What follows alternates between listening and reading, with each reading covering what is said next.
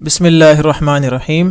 प्यारे बच्चों, कैनटेब पब्लिशर की तरफ से आपको खुश आमदीद। जी तो प्यारे बच्चों, जो किताबें आपके पास हर लेक्चर में होनी चाहिए उनमें सबसे पहले आपके पास उर्दू की किताब होनी चाहिए और उसके साथ मश्क हल करने के लिए उर्दू की अमली किताब और किसी सवाल में मुश्किल पेश आने की सूरत में रिसोर्स पैक जो कि आप हमारी वेबसाइट से डाउनलोड कर सकते हैं, और आखिर में आपकी छुट्टियों के काम के लिए समर पैक भी आपके पास होना चाहिए। आज हम हरूफ तहज्जी का सबक नंबर 4 पढ़ेंगे, जिसमें हम 2 चीज़ें पढ़ेंगे।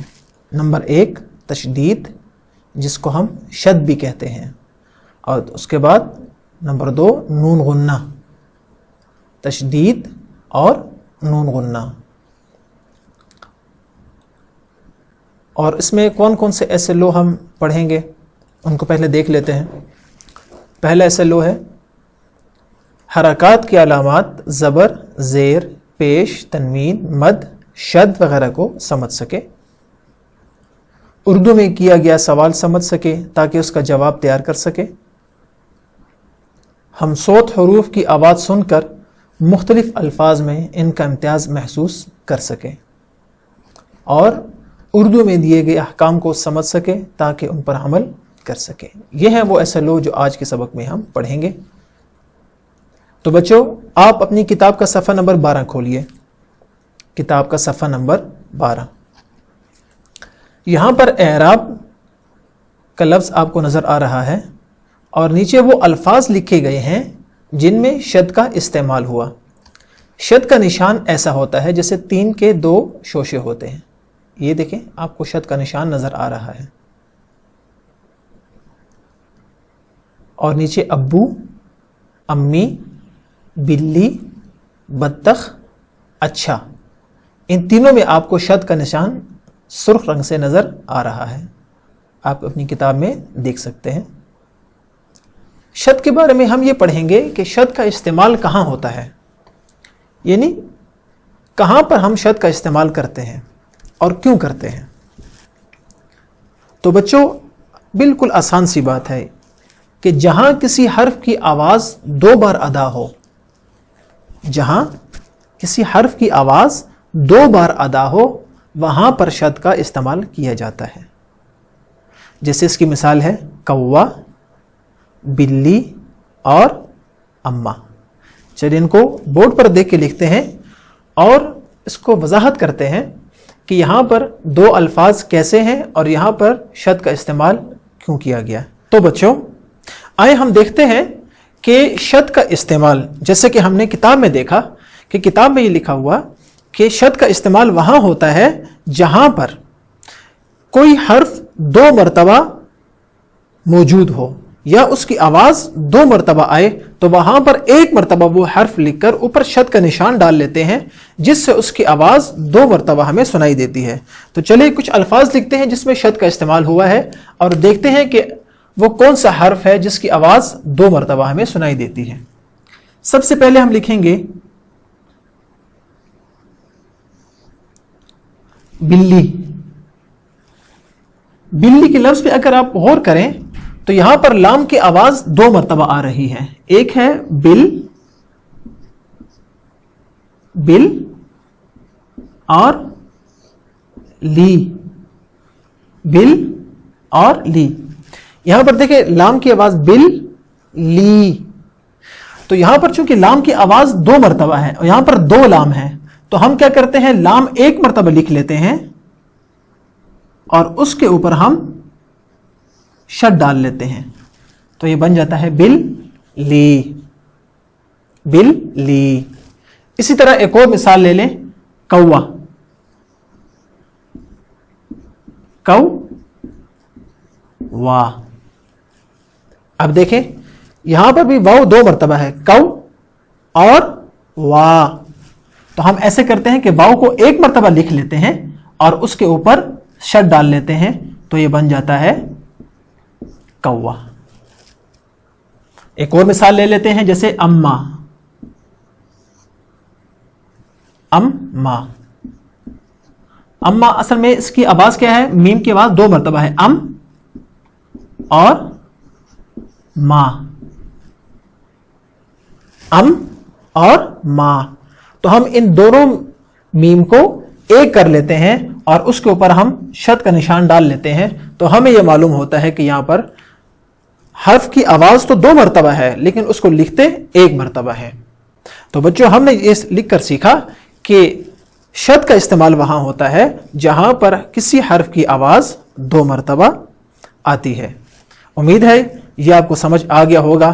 اب چلتے ہیں کتاب کی طرف اور دیکھتے ہیں کہ مزید وہاں پر کیا لکھا گیا ہے. تو بچوں ہم نے یہ تینوں مثالیں کوا, بلی اور اما ہم نے بورڈ پر لکھ کر سیکھ لیا کہ شد کا استعمال حرف کی 2 بار آواز کے لیے کیا جاتا ہے.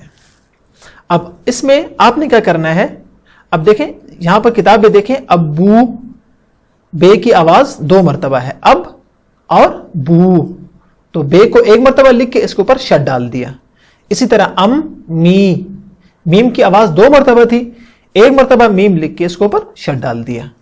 اس طرح بلی میں لام کے اوپر شد ہے, بطخ میں توئے کے اوپر, اور اچھا میں 6 کے اوپر شد ہے. یہ اس بات کی نشانی ہے کہ اس کی آواز 2 مرتبہ آ رہی ہے. اب پیارے بچوں آپ نے ان خالی جگہ پر وہ مزید الفاظ لکھنے ہیں جہاں پر شد کا استعمال ہوا ہے, اور اس کے لیے آپ اپنے امی یا ابو سے بھی مدد لے سکتے ہیں. آج کے سبق کی دوسری بات وہ ہے نون غنہ, جو کہ آپ کی کتاب کے صفحہ نمبر 13 پر موجود ہے. صفحہ نمبر 13 نون غنہ. پیارے بچوں نون غنہ کسے کہتے ہیں؟ یاد رکھیں کہ نون غنہ اصل میں نون ہی ہے لیکن اس کے اوپر نقطہ نہیں ہوتا. یہ دیکھیں نقطے کے بغیر نون کو نون غنہ کہتے ہیں. اور دوسری نشانی کیا ہے کہ یہ نون غنہ یہ ہمیشہ لفظ کے آخر میں آتا ہے, شروع میں یا درمیان میں نہیں آتا. تو دیکھیں نون اور نون غنہ میں فرق کیا ہو گیا, تو 2 فرق آپ کو نظر آ رہے ہیں. پہلا فرق کہ نون میں نقطہ ہوتا ہے اور نون غنہ میں نقطہ نہیں ہوتا. شاباش. دوسرا فرق کیا ہے کہ نون غنہ ہمیشہ آخر میں آتا ہے جبکہ نون شروع میں بھی آتا ہے, درمیان میں بھی اور آخر میں بھی. اور نون غنہ کی آواز جب نون غنہ کسی حرف کے آخر میں آتا ہے تو وہاں پر آواز ناک سے آتی ہے, جیسے اب ماں, اور جب آخر میں نون غنہ لگ جائے گا تو یہ بن جائے گا اماں. اب دیکھیں وہ ماں اور یہ ماں. اسی طرح ہو, اور یہ کیا ہے ہوں, یہ ہے لی اور یہ ہے لی. اب دیکھیں یہ لی اور لی ان دونوں میں فرق کیوں ہے؟ کیونکہ یہاں پر نون غنہ کا استعمال ہوا ہے. اب چلتے ہیں کتاب کی طرف اور وہ الفاظ پڑھتے ہیں جہاں پر نون غنہ کا استعمال ہوا ہے. تو چلیں بچوں آپ میرے ساتھ پڑھیں. پہلا لفظ کیا ہے؟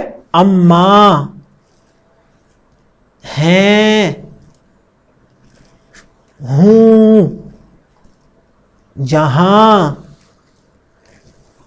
میں, گاؤں, وہاں, ہاں, ماموں. آپ نے یہاں پر مزید ایسے الفاظ, جیسے کہ ہم نے کچھ الفاظ یہاں پر لکھے ہیں, آپ نے پیارے بچوں مزید کچھ الفاظ تلاش کر کے وہ یہاں پر ان خانوں میں لکھنے ہیں.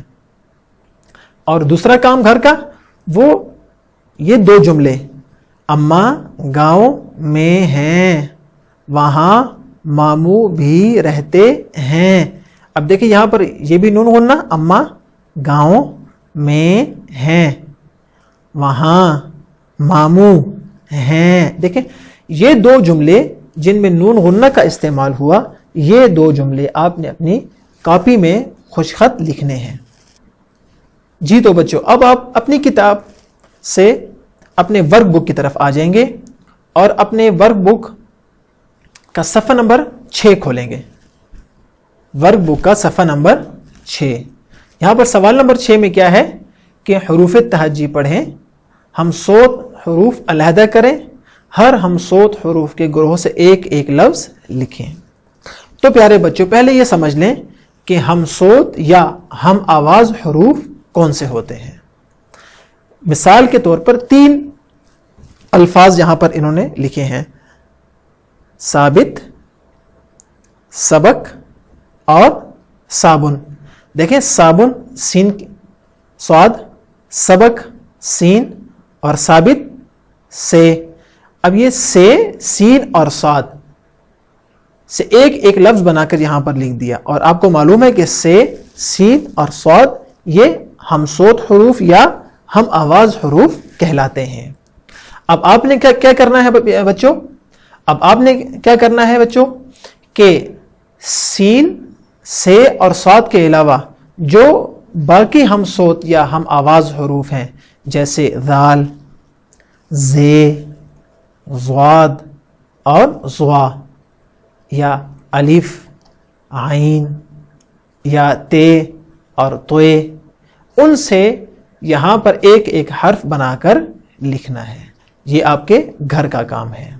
امید ہے کہ ہمارا پہلا لیکچر، جس کے ہم نے 4 حصے پڑھ لیے ہیں حروف تہجی کے بارے میں، وہ آپ کو اچھی طرح سمجھ میں آ گیا ہوگا۔ انشاءاللہ اگلے لیکچر میں ہم سے سٹارٹ کریں گے، اور آپ نے گھر کا کام ضرور کرنا ہے۔ انشاءاللہ اگلے لیکچر میں پھر ملاقات ہوگی۔ السلام علیکم ورحمۃ اللہ وبرکاتہ۔